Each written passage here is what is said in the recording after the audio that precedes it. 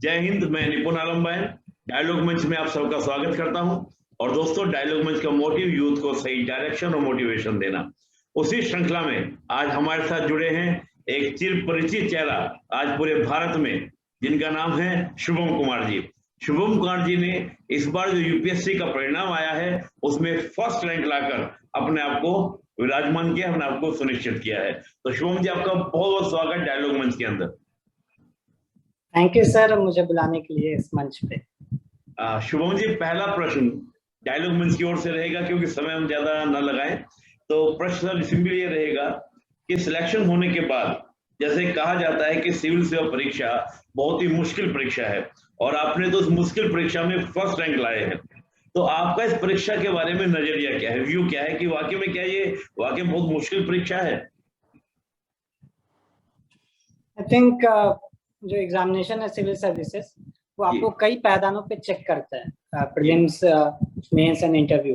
And हर पायदान के लिए आप में एक अलग तरीके का जो पर्सनालिटी है उसको वो खोजने की कोशिश करता है। मैं ये नहीं मानता कि बहुत मुश्किल एग्जामिनेशन है, बट चूंकि यहाँ पे बहुत लोग इस एग्जामिनेशन के लिए अपीयर होते हैं, उस वजह से ये थोड़ा मुश्किल हो जाता है।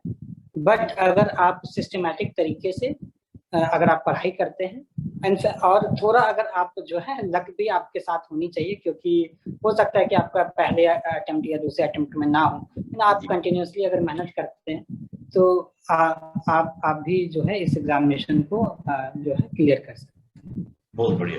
यानी कि थोड़ा सा अगर आप सही तरीके से स्ट्रेटजी अपनी बनाएं तो ये एग्जाम कोई भी क्लियर कर सकता है, मुश्किल एग्जाम ये नहीं है। शुभम जी, मैं एक अगला प्रश्न ये करना चाहूंगा कि जैसे हम इस परीक्षा के एक पैटर्न की बात करते हैं, 3 स्टेजेस का ये एग्जाम होता है, तो इन 3 स्टेजेस में आपको अपने सामने सबसे बड़ा बैरियर, सबसे बड़ी चुनौती, सबसे बड़ा हर्डल आपको क्या महसूस हुआ कि मेरे लिए सबसे बड़ा हर्डल ये था? कुछ महसूस हुआ ऐसा इस परीक्षा में, ये बड़ा चैलेंज था मेरे लिए? जी, ऐसे तो मैं हर स्टेज को मैं 2 बार मैंने सीरियसली दिया। 2018 में मैं सीरियसली नहीं दिया था, क्योंकि टाइम जो था वो बहुत कम था। 5 महीने मैंने प्रीलिम्स की तैयारी की थी, पर उस साल मेरा प्रीलिम्स ही नहीं हुआ था। पर 19 में मुझे 290 रैंक आई थी और फिर इस बार मैंने वापस से अपीयर में हुआ। मैंने हर स्टेज को क्वालिफाई तो किया, लेकिन मुझे सबसे ज्यादा डर जो है वो प्रीलिम्स में ही लगता था, क्योंकि मुझे ऐसा बिलीव था कि मेरा मेंस जो है वो मैं मैनेज कर लूंगा, उसमें लिखना होता है, इतना नॉलेज है तो, और राइटिंग जो है वो मेरे स्कूल डे से मेरा वो स्ट्रेंथ था। बट प्रीलिम्स में हमेशा से डर लगता था कि वो 2 घंटे में इतने सारे लोग देते हैं, 6 लाख लोग ऑलमोस्ट देते हैं, उसमें से बस 10,000 लोगों का सिलेक्शन होता है। तो वहां पे एक जो है एक फियर सा रहता था कि अगर पहला स्टेज ही क्वालिफाई नहीं होगा तो फिर सेकंड स्टेज के लिए तो मैं अपीयर ही नहीं हो सकता। सो हर साल इवन तो मैं प्रीलिम्स क्वालिफाई किया और अच्छे मार्जिन के साथ क्वालिफाई किया। 2019 में मुझे 110 के आसपास मार्क्स था और 2020 में मैं एक्सपेक्ट कर रहा हूँ कि 115 120 होगा। बट हर बार मुझे प्रीलिम्स में जो है वो अच्छा खासा डर जो है लगता था। बहुत बढ़िया। और ये शुभम जी आपका ही नहीं, ये हमने देखा बहुत से स्टूडेंट्स का कि प्री निकल जाता है तो फिर मेंस और इंटरव्यू सब उनका अच्छे से हो जाता है और अच्छे रैंक भी ले आते हैं। जो ये प्री का हेडल आपके लिए भी रहा, जो सामान्यतः आप सब बोले रहे हैं कि सभी के लिए रहता है मोस्टली, आपने इस हेडल के लिए कोई स्पेशल स्ट्रेटजी बनाई थी कि मेरे लिए ये बाधा कभी बन ना पाए, मैं इसको निकाल दूं? जैसा आपने कहा पहले अटेम्प्ट में प्री नहीं निकला था, तो उसके बाद फिर आपने आगे प्रिपरेशन ऐसी की, फिर निकलता रहा, तो कोई खास स्ट्रेटजी आपकी प्री के लिए कि मैंने ये लेके चला तो प्री नहीं रुका? मैंने कुछ स्ट्रैटेजी अपनाया और लकीली कहिए कि यूपीएससी भी उस पैटर्न पे क्वेश्चन पूछा। बट मैं ये नहीं मानता कि जो मैं स्ट्रैटेजी जो मैंने फॉलो किया वो आगे भी वो जो है वो मतलब उतना ज्यादा रोल प्ले करेगा, क्योंकि प्रीलिम्स का अगर पेपर देखे 2021 में वो बहुत हद तक चेंज भी हुआ है। 2019-20 में जैसे कि मैं क्या करता था कि मैं एक बेस जो भी है हर पेपर का वो मैं कवर कर लेता था, फिर करंट अफेयर्स पे मैं फोकस करता था। और मेरा जो एम होता था कि मैं क्वेश्चन में जो ऑप्शंस है उसको एलिमिनेट करके मैं ज्यादा से ज्यादा क्वेश्चंस करने की कोशिश करूंगा और एक डिसेंट सा स्कोर लाने की कोशिश करूंगा।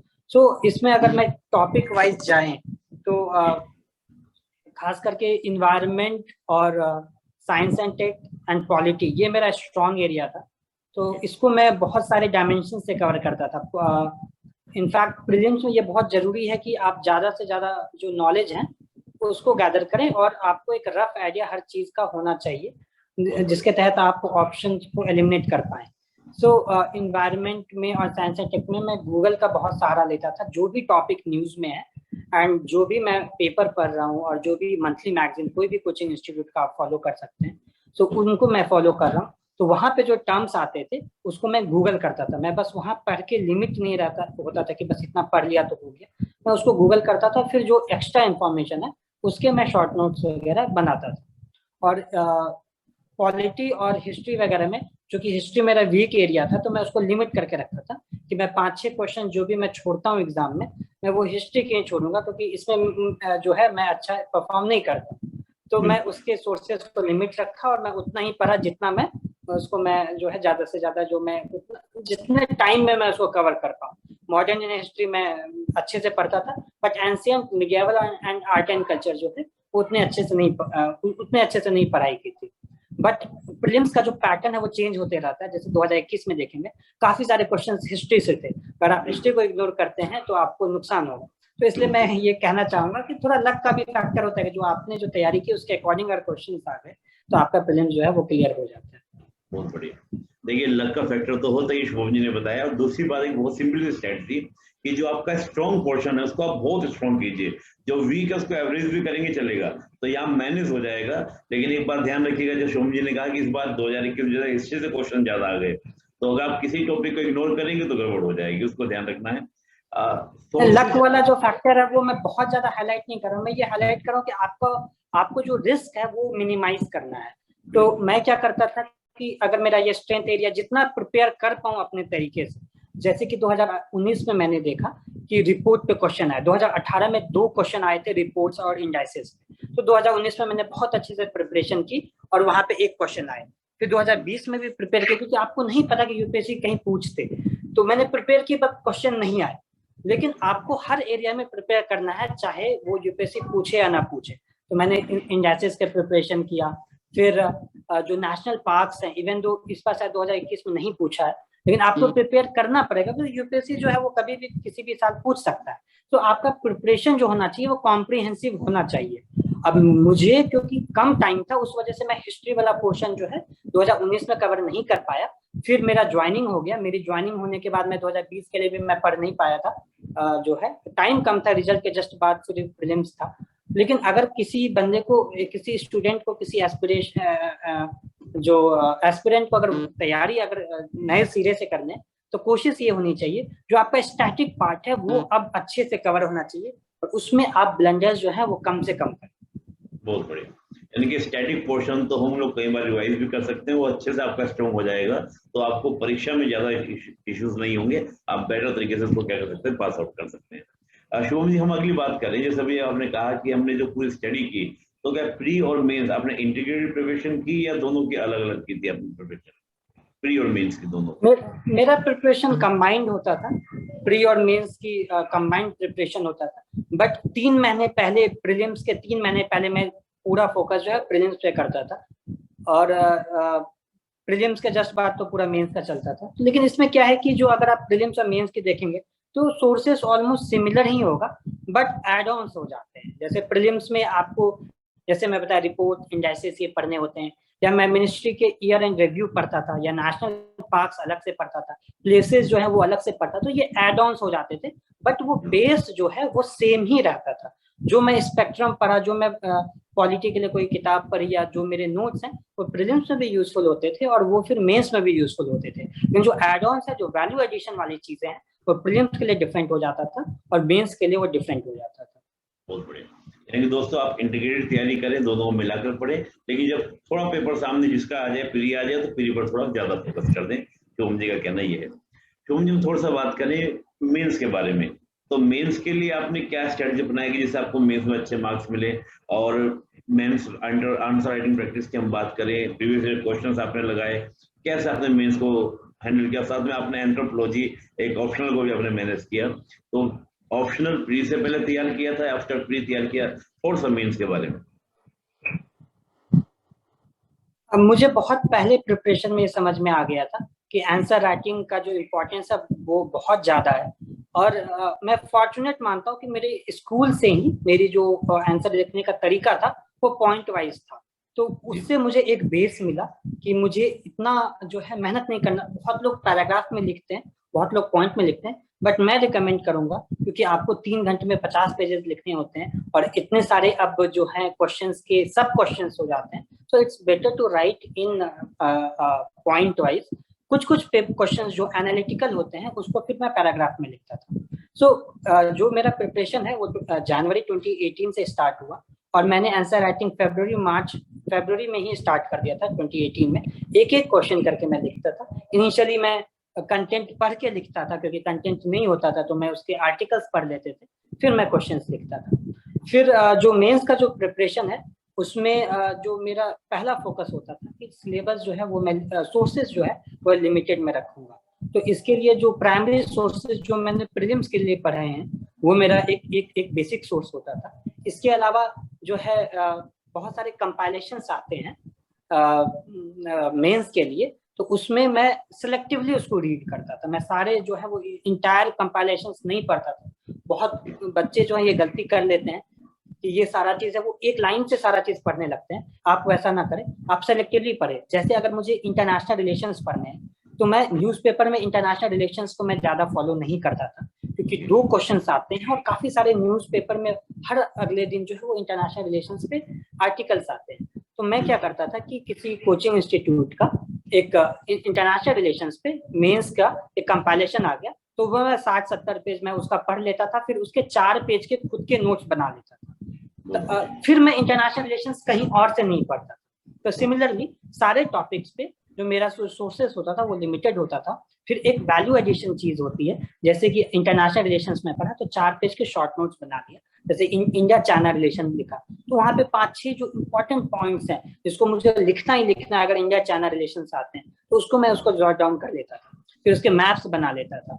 फिर इसी तरह सोसाइटी के मैं 3 पेज के नोट्स रखता था कि इंटरनेशनल कोई ऑर्गेनाइजेशन है, इंटरनेशनल कोई कन्वेंशन है, उसको मुझे सोसाइटी के पेपर में मेंशन करना है, कोई डेटा फिगर्स मेंशन करना है, यहाँ के कोई स्कीम्स को मेंशन करना है, तो उसके सोसाइटी के 4-5 पेज के मेरे नोट्स हो जाते थे। कोई कमिटी है जो उस फील्ड में आई है, इसी तरीके से सोसाइटी हो गया, पॉलिटी हो गया। पॉलिटी में मैं जजमेंट्स को टोटल 25 जजमेंट्स को मैं लिख लेता था 1-2 पेज में। फिर 4 पेजेस में मैंने आर्टिकल्स लिख लिए थे, पॉलिटी के जो आर्टिकल्स होते हैं जिसको मैं इंट्रोडक्शन में यूज कर सकता हूँ, तो ये मैं लिख लिया। इसी तरीके से इन इकोनॉमी में मैं बजट और इकोनॉमिक सर्वे से एक वैल्यू, वहाँ पे जो 10 इम्पोर्टेंट पॉइंट्स हैं, जो ग्राफ्स हैं, उनको मैं एक अलग पेज में लिख लेता था। तो ऐसे ऐसे करके जो वैल्यू एडिशन वाली चीजें हैं उसको मैं तैयार कर लिया और ये मेरे शॉर्ट नोट्स हो जाते थे जो कि मैं एग्जामिनेशन से पहले मैं रिवाइज करता था। इसके अलावा जो है मैं प्रीलिम्स और मेंस के बीच में काफी सारे टेस्ट सीरीज लिखता था। स्टार्टिंग के 35 to 40 डेज मैंने डेली आंसर राइटिंग प्रैक्टिस भी करता था, 4-5 क्वेश्चन करके 1 घंटे, और फिर मैं 3-3 घंटे का भी पेपर देता था। तो 2019 में मैं हर तीसरे या चौथे दिन जो है वो मैं जो है वो 3 घंटे का पेपर देता था। 2020 में थोड़ा डिले हो गया था, मैं लास्ट के 1 महीने में मैं ज्यादा से ज्यादा जो है 3 घंटे का पेपर देता, लेकिन उसमें भी डेली जो आंसर राइटिंग है वो मैं इनिशियली जो है 30 to 35 डेज मैंने प्रैक्टिस किया था। तो इसके जो मॉडल आंसर्स हैं, अगर मैं कोई भी कोचिंग इंस्टीट्यूट का लिखता हूँ उसके मॉडल आंसर्स को मैं जो है वो मैं स्टडी करता था। उसके भी मैं फिर शॉर्ट नोट्स जो है वो थोड़ा सा अलग से थोड़ा सा वो मैं लिख लेता था।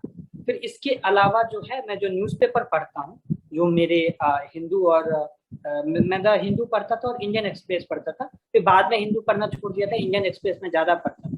तो उसके अगर कुछ इंपॉर्टेंट वैसा कुछ लगा तो मैं नोट्स बनाता था, लेकिन बहुत ज्यादा नोट्स नहीं बनाता था, बहुत कम नोट्स बनाता था। और राज्यसभा टीवी देखता था। राज्यसभा टीवी में एक बिग पिक्चर करके एक प्रोग्राम आता था, अभी तो नहीं आ रहा है, तो वो आता था। तो उसके मैं क्या करता था कि लास्ट 6 मंथ्स के वो वीडियोस में यूट्यूब पे रहता है, वो मैं एक लाइन से सारे देख लेता था और उसके फिर 5-6 करके मैं नोट्स बना लेता था। क्योंकि जो राज्यसभा टीवी में बिग पिक्चर में दिखता था, जो टॉपिक्स न्यूज में है वो डिस्कशन, वो यूपीएससी के पैटर्न में डिस्कशन होता है कि पहले सारे पैनल जो है इंट्रोडक्शन देते थे, फिर उसको एक्सप्लेन करते थे, फिर कंक्लूड करते थे, तो वो कर लेता था।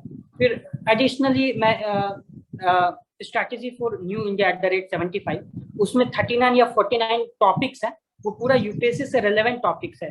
तो मैं वहां से पढ़ता था। फॉर एग्जाम्पल इंफ्रास्ट्रक्चर जो टॉपिक है उससे हर साल 2 क्वेश्चन जो है वो आते हैं पेपर 3 में। सो उसको मैं इंटायरली जो है वो स्ट्रेटेजी फॉर न्यू इंडिया @75 वहां से मैं पूरा कवर किया था। और कुछ कुछ बुलेट पॉइंट्स रखता था कि नीति आयोग ने ये सजेस्ट किया है, नीति आयोग ने ये सजेस्ट किया या ARC2 ने ये रिकमेंड किया है। तो ऐसे में 50 बुलेट पॉइंट जो है वो एक जगह लिख के रखा था, उसको फिर मैं अपने आंसर्स में यूज करता था। तो मेरा जो अगर मैं ब्रॉड अगर स्ट्रैटेजी बताऊं तो एक जो मेरा बेसिक जो क्लासरूम अगर मैं कहीं से कोचिंग किया हूं या मैं कोई NCERT पढ़ा हूं तो कोई बुक पढ़ा हूं तो उसके जो मेरे नोट्स हैं या मेरे जो बुक में अंडरलाइन किया हुआ है वो मेरा एक बेसिक एक मटेरियल, एक सोर्स हो गया। फिर मेरा जो न्यूज़पेपर करंट अफेयर्स हो गए, प्लस इसके साथ साथ कोई मैगजीन वगैरह जो मैं पढ़ता हूँ कोई कोचिंग इंस्टीट्यूट का, वो मेरा एक बेस हो गया, जिसमें न्यूज़पेपर, मंथली मैगजीन और राज्यसभा टीवी, ये सारे सोर्सेज जो है वो करंट अफेयर्स के लिए हो गए। फिर इसके अलावा जो मैं टेस्ट सीरीज लिख रहा हूँ, फिर उसके जो मॉडल आंसर्स पढ़ रहा हूँ वो मेरा एक सोर्स हो गया। फिर चौथा हो गया कि जो मैं वैल्यू एडिशन के लिए मैं जो गूगल करके जो वैल्यू एडिशन वाली चीजें लिख रहा हूँ, तो वो मेरा चौथा सोर्स हो गया। और इसी में मैं टॉपर्स के कॉपीज भी रेफर करता था। काफी सारे टॉपर्स के कॉपीज जो है ऑनलाइन मिल जाएंगे, तो वहां से मैं पॉइंटर्स जो है वो पिक कर लेता था। तो ये 4 जो है ये मेरे मेन सोर्स हो जाते थे। और 5वां की मैं काफी सारे टेस्ट सीरीज और ये सब जो टेस्ट मॉक टेस्ट है उसकी मैं प्रैक्टिस जो है वो टाइमर लगा करके अपने एक फ्रेंड के साथ बैठ करके इसको प्रैक्टिस करता था। बहुत बढ़िया, पूरा डिटेल से आपने बताया और मुझे लगता है काफी ज्यादा हेल्पफुल होगा सभी एस्पिरेंट्स के लिए। मैं थोड़ा सा 2 प्रश्न और मेंस के लिए पूछूंगा कि अगर मेंस की हम बात करें, जो आंसर के समय बात करते हैं, आपने इंटरनेशनल रिलेशन का जिक्र किया, तो इंटरनेशनल रिलेशंस में अगर हम बात करें, कुछ मैप को आप शो करते हैं, इंडिया चाइना की हम बात करें तो मान लो लद्दाख में जो क्लैश हो रहा था हम दोनों के बीच में, तो हम लोग थोड़ा सा गलवान वैली कैसे दिखाएं तो ज्यादा अच्छा रहता है, बुलेट फॉर्म यूज करें या ना, थोड़ा सा इस बारे में भी कि हम जो आंसर लिखें तो आंसर का प्रेजेंटेशन कैसा हो। हाँ, इस पे मैं आता हूँ। इससे पहले मैं एक चीज और बता देता हूँ। जैसे मेंस में काफी सारे टॉपिक्स हैं जो कि आपको कहीं से कवर नहीं होगा, कोई भी बुक कवर नहीं कर सकता है। काफी ब्रॉड टॉपिक्स है। तो मैं क्या करता था, और जो कि टॉपर्स, प्रीवियस ईयर के टॉपर्स से ही मैं सुना था कि वो मेंस के जो सिलेबस है उसको गूगल पे डालते थे और आगे यूपीएससी लिख देते थे। फिर आप गूगल करिए, आपको 3, 4, 5, 6 आर्टिकल्स मिल जाएंगे, आपको रिसर्च आर्टिकल्स भी मिल जाएंगे। तो आप वहां जाइए और उसके आप नोट्स, अगर हो सकता है तो आप नोट्स बना लीजिए। तो एक ये सोर्स हो गया। और इसके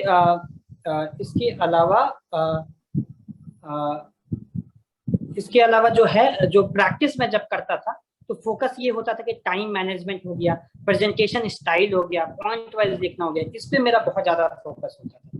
और अगर इसकी बात करें कि डायग्राम्स वगैरह कहाँ पे क्या बनाना होता था, तो मैं प्लानिंग पे बहुत विश्वास रखता हूँ। तो मैं हर चीज, क्योंकि यूपीएससी में आपको 3 घंटे में 20 क्वेश्चंस लिखने होते हैं, तो वहां पे बहुत अनलाइकली हो जाता है कि कुछ नया आए, कुछ नया कुछ करें। तो मैं क्या करता था कि मेरे 2 पेज के एक ये था कि मैं ये चीज एग्जामिनेशन हॉल में करूंगा ही करूंगा। ये मेरे 2 पेज के नोट्स थे कि अगर पेपर GS1 है तो GS1 का हेडिंग था सोसाइटी में मुझे ये सब चीज का यूज करना है, हिस्ट्री में मुझे डायग्राम्स बनाने हैं, आर्ट एंड कल्चर में मुझे डायग्राम्स बनाने हैं, ज्योग्राफी में मुझे 100% डायग्राम्स बनाने, ये मैं लिख के रखा था। तो ऐसे हो गया। तो मैं GS पेपर 1 में मैं इस बार 17 डायग्राम्स बनाए थे, 17 डायग्राम्स बनाए थे। और उस वजह से मेरे जो मार्क्स देखेंगे वो 115 है, 115 है। तो इसमें लेकिन रेलेवेंट डायग्राम्स बनाता था मैं, इररेलेवेंट डायग्राम्स नहीं बनाता था। जो क्वेश्चन का डिमांड है उसके अकॉर्डिंग बनाता था। उसी तरह IR पे आए तो GS पेपर 3 में, उसमें मैं इकोनॉमी सेक्शन में लिखा हुआ था कि मैं इसमें चार्ट बनाऊंगा। जो चार्ट मैंने प्रिपेयर किए हैं इकोनॉमिक सर्वे से, टोटल 10 चार्ट प्रिपेयर किए हुए हैं और वो बहुत ब्रॉड चार्ट्स होते थे। जैसे कि एक ग्राफ था मेरे प्रिपेयर किया हुआ कि 1947 में agriculture, manufacturing, industries and service sector का कंट्रीब्यूशन कितना है GDP में, 1991 में कितना है और अभी कितना है, 2020 में कितना है, इसका एक चार्ट था। और ये मैं, अगर क्वेश्चन आता है एग्रीकल्चर का, इंडस्ट्री का, तो वहां पे मैं इसको यूज कर सकता हूँ, उसको रिलेट कर सकता हूँ। सिमिलरली IR में मैं लिखा हुआ था कि IR का क्वेश्चन आते ही मैं उसमें डायग्राम बनाऊंगा ही बनाऊंगा। अगर इंडिया जापान आता है तो इंडिया जापान का बनाऊंगा। इस बार का मैं क्वेश्चन भूल रहा हूँ, लेकिन मैं वर्ल्ड मैप बनाया था IR के क्वेश्चन में। फिर सिक्योरिटी का क्वेश्चन आता है, border infrastructure, border related question आता है, तो उसमें मैं डायग्राम्स जो है वो बनाऊंगा ही बनाऊंगा, ये मैं ऐसे लिख के रखा था। और ये अपने आप को बार बार रिमाइंड करता था, क्योंकि हम लोग जनरली भूल जाते हैं, तो ये रिमाइंड करता था कि मुझे ये बनाना ही बनाना है। एथिक्स में मैं फ्लो चार्ट जो है वो 10 फ्लो चार्ट जो है वो प्रिपेयर करके रखा था और एग्जाम्पल्स लिख के रखे थे। तो ये मैं एक लाइन लिख के रखा था कि मुझे एथिक्स में एग्जाम्पल्स एंड फ्लो चार्ट ये बनाने ही बनाने हैं। और एग्जाम हॉल में इंटर करने से पहले वो मैं देखता था, और मैं जब पेपर मिलने से पहले मैं अपने आप को रिमाइंड करते रहता था, मुझे डायग्राम बनाने हैं, मुझे ये फ्लो चार्ट बनाने हैं, जो कि मैं पॉइंटर्स के तरह पेपर में लिख के रखता था। तो इस तरीके से अगर आप करेंगे तो आप एग्जामिनेशन में कुछ भूलेंगे नहीं, और जो आपका एफिशिएंसी है, इनफैक्ट एफिशिएंसी जो है कि आप 7 मिनट में 10 मार्क का क्वेश्चन लिखते हैं, आप 11 मिनट में 15 मार्क के क्वेश्चन लिखते हैं, तो आपका एफिशिएंसी जो है ये इंक्रीज हो जाएगा। बहुत बढ़िया, बहुत बढ़िया। मैं थोड़ा सा एसए के बारे में और बताइएगा, क्योंकि हम लोग जीएस के बारे में तो बहुत अच्छे से आपने बताया और पूरा आपने पॉइंट टू पॉइंट बताया। एसए के लिए आपकी क्या स्ट्रेटजी थी, एसए के लिए आपने कैसा किया?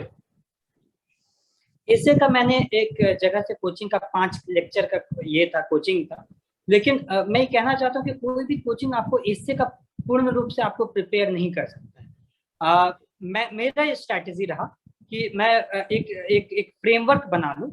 इस वजह से मैंने अनुदीप दृष्टि सर का एक वो बुक लिखे हैं, आंसर राइटिंग एंड एसे पे, उसको मैं फॉलो किया। उसका एक फ्रेमवर्क है कि पहले 3 पेज में एक एनेक्डोट लिखेंगे, फिर उसको उस एनेक्डोट को वो टॉपिक के साथ कनेक्ट करेंगे, फिर 5 पेजों में वो डायमेंशनलाइज करेंगे एसे को अलग अलग डायमेंशंस में, और ये डायमेंशंस जो है वो according to the demand of the essay होगा। मैं क्या करता था, 5-6 जो इम्पोर्टेंट डायमेंशंस है उसको मैं जो है वो रेफर करता था, और इसमें मैं एक डायमेंशन हमेशा फिक्स रखता था, वो है एडमिनिस्ट्रेटिव डायमेंशन। कोई भी फिलोसॉफिकल एसे आ जाए या कोई भी एसे आ जाए, क्योंकि ये एग्जाम जो है वो एडमिनिस्ट्रेशन का है, तो वो एडमिनिस्ट्रेटिव डायमेंशन जो है वो मैं लिखता ही लिखता था।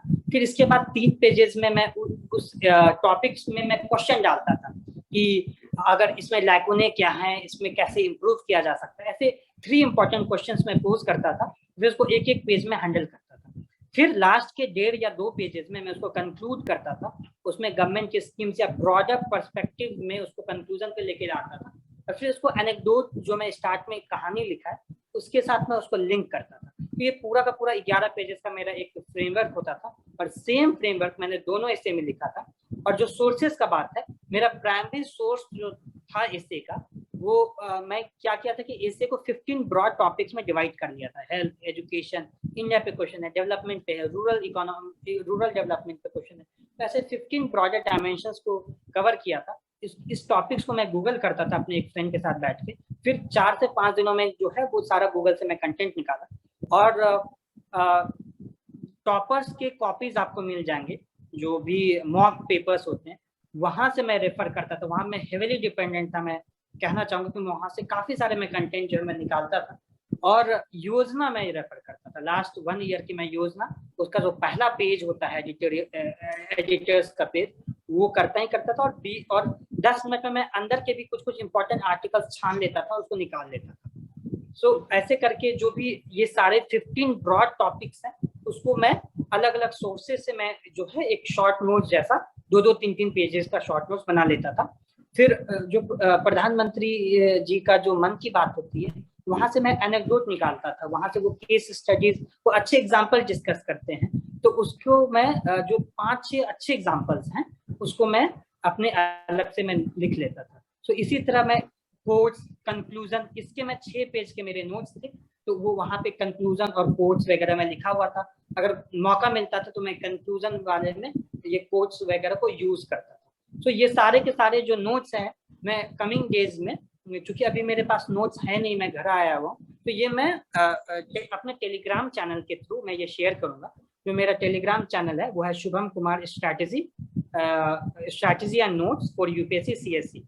लगभग 14,500 फॉलोअर्स हैं, और इसके अलावा 2 फेक अकाउंट्स भी हैं, तो उनको मत ज्वाइन करिएगा। इस पे मैं जो है जो Shubham Kumar strategy and notes for UPSC, इस पे मैं अपने जो भी मैं बता रहा हूँ शॉर्ट नोट्स वगैरह, इसको मैं स्कैन करके मैं वहां डाल दूंगा। लेकिन ये ध्यान रखिए, जो नोट्स है वो आप खुद का बनाए, आप वहां से रेफरेंस लीजिए, लेकिन चूंकि एग्जाम का पैटर्न चेंज होता है, नया डिमांड होता है, नए एग्जाम्पल्स लिखने होते हैं। आप पुराने एग्जाम्पल्स लिखेंगे तो उतना आप एग्जामिनर को मजा नहीं आएगा, लेकिन आप करंट एग्जाम्पल्स लिखेंगे तो उसको अच्छा लगेगा, एग्जामिनर को चेक करने वाले को अच्छा लगेगा। तो आप नए एग्जाम्पल्स लिखिए। और इनफैक्ट ये सारे जो एक्टिविटी करने में ज्यादा दिन नहीं लगता है। अगर आप ग्रुप में किसी बंदे के साथ, अपने फ्रेंड के साथ बैठ के करते हैं तो 4 से 5 दिन मैं इसी के लिए दिया था, लेकिन उसका जो ओवरऑल इम्पैक्ट होता है वो काफी ह्यूज होता है। जी जी, बड़े अच्छे से दोस्तों देखिए पूरा ऐसे के बारे में सोहम जी ने बताया। और मैं आपको कह रहा हूँ कि जो टेलीग्राम का सोहम जी का जो लिंक है वो डिस्क्रिप्शन में आपको मिल जाएगा। सोहम जी, हम लोग बात करें इंटरव्यू के बारे में, साक्षात्कार के बारे में, हालांकि इसको पर्सनैलिटी टेस्ट, इंटरव्यू न कहे बल्कि पर्सनैलिटी टेस्ट कहा जाए। पर्सनैलिटी टेस्ट के बारे में आपका व्यू क्या है कि कैसे आपने प्रिपरेशन की और वाकई में बोर्ड चाहता क्या है? और एस्पिरेंट ये समझ जाए कि बोर्ड की डिमांड क्या होती है एस्पिरेंट से, तो उनके लिए बड़ा इजी हो जाएगा इस टेस्ट को क्लियर करना। सर इस टेस्ट के बारे में सबसे पहले मैं अपना मार्क्स बता देता हूँ। 2019 में मुझे 290 रैंक आया था और उस साल मुझे मेंस में 823 मार्क्स थे। विद इन 823 जो है जीएस में मुझे 428 था और एसे में 132 और इंटरव्यू में मुझे 146 थे 2019 में। और मुझे ऑप्शनल में 263 मार्क्स थे। 2020 का अगर देखेंगे तो जीएस के मार्क्स जो है थोड़े कंप्रेस हुए, इस बार कट ऑफ भी 20 मार्क्स कम गया था। जीएस में मुझे 424 है, एसी में मुझे 134 है। मुझे जो बिग जंप है वो मुझे ऑप्शनल में है, 263 से 320 आया इस बार, और इंटरव्यू में 146 से 176 आया। क्योंकि मैं पहले से सिलेक्टेड था तो एक जो इंटरव्यू बोर्ड का जो एक्सपेक्टेशन होता है वो पहले से ही थोड़ा हाई रहता है। सो मेरा इंटरव्यू जो है वो डिसेंट गया था और मैं मानता हूँ कि मुझे मार्क्स भी डिसेंट आए। और जो इस बार जो मैं फोकस किया, जो लास्ट ईयर से मैं चेंज किया, वो ये किया कि मैं थोड़ा नर्वस होता था इंटरव्यू बोर्ड के सामने, थोड़ा घबराता था। तो मैं अपने कॉन्फिडेंस लेवल पे सबसे ज्यादा वर्क किया था इस साल। और उसके लिए मैं बता देता हूँ कि जो मेरा बैकग्राउंड है, जो लास्ट ईयर भी मैंने किया था, अपने बैकग्राउंड पे हर पॉइंट पे प्रिपरेशन कर ली थी। जैसे बिहार से रिलेटेड कोई क्वेश्चन हो, आईआईटी बॉम्बे से रिलेटेड कोई क्वेश्चन हो, रिसर्च एरिया से कोई रिलेटेड क्वेश्चन हो, क्योंकि मेरा जो इंटर्नशिप था वो पर्ड्यू यूनिवर्सिटी यूएस में था, तो उससे रिलेटेड कोई क्वेश्चन हो, रूरल बैकग्राउंड से रिलेटेड कोई क्वेश्चन हो, विलेज से कोई क्वेश्चन हो, एंड जो भी मेरा बैकग्राउंड रहा, अगर मेरा हॉबी है मैं टेबल टेनिस खेलता हूँ तो उससे रिलेटेड कोई क्वेश्चन, और ट्रैकिंग करता हूँ उससे रिलेटेड क्वेश्चन, तो वो सारे जो पॉसिबल सिनेरियो क्वेश्चंस हैं उसका एक क्वेश्चनर बना लिया था। तो उसका एक मॉडल आंसर पॉइंट वाइज मैंने लिख लिया था और ये मैं ऑनलाइन एवरनोट पे करता था ताकि मैं उसको फ्रीक्वेंटली अपडेट भी कर पाऊँ। और इसके अलावा करंट अफेयर्स के लिए मैं न्यूज़पेपर फॉलो करता था। इस बार मैं कुछ कोचिंग इंस्टीट्यूट के कंपाइलेशन भी मैं फॉलो किया था, क्योंकि मैं न्यूज़पेपर फॉलो नहीं कर पा रहा था क्योंकि मेरी ट्रेनिंग चल रही थी। और इसके अलावा मैं अपने फ्रेंड के साथ में बैठ के 1 to 1 मैं बोलता था कि आप क्वेश्चन पूछो, मैं जो है प्रॉम्प्टली आंसर देने की कोशिश करूंगा। तो उसको मॉक जो है मैं 2019 में मैंने लगभग 12 जगह मैंने मॉक दिया कोचिंग इंस्टीट्यूशंस में, और मुझे रेलेवेंट लगा, लेकिन बहुत ज्यादा नहीं लगा। लेकिन इस बार मैं जो है वो मैं मॉक्स जो है वो बहुत कम दिए। एक ही जगह मॉक दिया और एक जगह मैं सर के साथ 1 to 1 किया। तो 2 जगह ही मैंने जो है वो मॉक दिया था और मैं ज्यादा फोकस किया अपने कॉन्फिडेंस पे और अपने फ्रेंड्स के साथ बैठ के क्वेश्चन आंसर जो है 5 से 10 मिनट जो है वो थोड़ा थोड़ा प्रैक्टिस करता था। फिर उसको थोड़ा ये हैबिट में लाने की कोशिश किया कि कोई अगर रैंडम क्वेश्चन आ भी जाए तो उसको किस तरीके से हैंडल करना है। और मैं 5 से 10 दिन ऑलमोस्ट मैं मिरर के सामने भी लगभग 10 मिनट 15 मिनट जो है वो थोड़ा थोड़ा जो है वो प्रैक्टिस किया था। यानी कि इसके लिए भी आपने काफी अभ्यास किया, चाहे पिछली बार की बात करें, इस बार की बात करें, और फ्रेंड्स का सबका आपने सबको साथ में लेके उनका प्रैक्टिस करने का पूरा प्रयास किया। चलिए बहुत अच्छा। सोम जी आपका बहुत बहुत धन्यवाद डायलॉग मंच को समय देने के लिए। आपके उज्जवल भविष्य की हार्दिक शुभकामनाएं। Thank you sir.